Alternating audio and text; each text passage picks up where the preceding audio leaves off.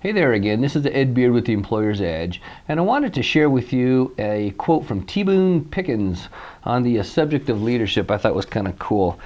He says, "I know that the important part of being a leader is what goes on inside your own mind, what you do to yourself.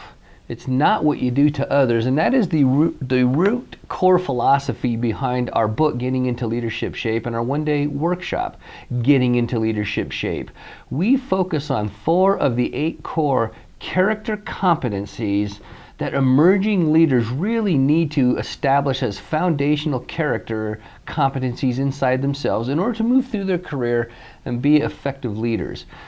We dive into the subject, start off with the subject of trust and respect, how to develop trust and respect.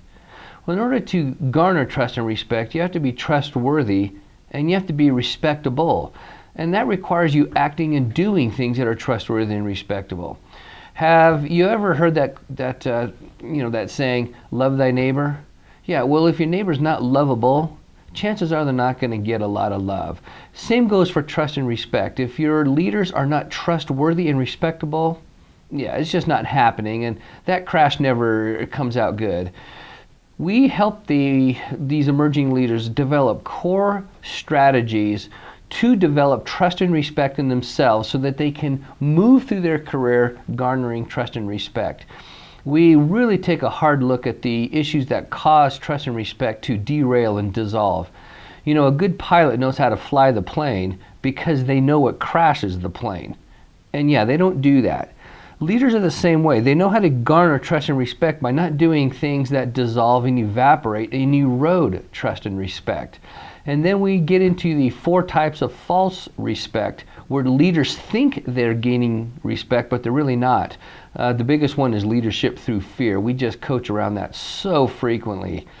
It works okay in the moment, or maybe from time to time, but you can't make a career around beating other people up. I mean, Lee Iacocca says you can't build a company by beating people up. It's just not going to happen. From there, we move into how to help your emerging leaders develop courageous confidence. We take a look at the subject of fear, how to help them manage fear, and we look at the crash pads that people put under themselves to catch them when they fall. And we help them remove those crash pads, in effect, to make moves that are very leadership driven. We have them develop their personal leadership development plan, and they will have that plan completed when they leave the course. And this is a very interactive, exercise-driven, activities-driven workshop. They will get a lot of feedback, coaching feedback on their leadership development plan, and they will give a lot of feedback on others' leadership development plan too. So they get it from both sides. It really, really drives it home so that they cement that plan in their mind. From there, we move on to how to lead with effective communication and managing conflict. We give practical strategies to communicate more effectively. And from there, we move into how to be disciplined enough in yourself to not misinterpret things or add interpretations to communication, because things really go south with misinterpretations, and don't think that those are any little thing. Misinterpretations are huge, and they cause people to not communicate over years and years and years. So we really tackle that. We really take a fine look at what it takes to not interpret things, but to go to people and go after clarity, go after understanding, because that is always more impactful to leadership than being right. And then we help the emerging leaders in this program understand their conflict style. Are they attack people, or are they avoid conflict people, and how to manage that? From there, then we finish up the workshop in the last part of the day with how to hold people accountable effectively. Well, that is really starts with how to hold yourself accountable effectively, because it's always easier to tell someone else to do something, easier to tell someone else to exercise, to eat right, to lose weight. It's always easier to do that because there's no activity involved with it. But when there is a self-accountability, along with that comes an activity or an action that you need to do and take.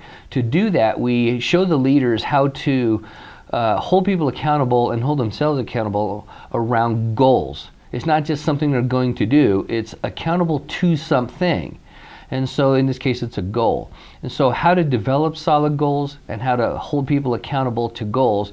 And then we give them, really effective questions to ask people around the subject of accountability, because that's the coaching method to holding people accountable. It's not the dictator style of holding people accountable, which is very temporary. So good leaders ask people good questions on the subject of accountability to hold them accountable. So that's the outline of our getting into leadership shape. If you're going to ask your emerging leaders to be effective leaders, come on now, it's only fair that you give them the wisdom and the awareness to actually be good leaders and to develop their core character competencies.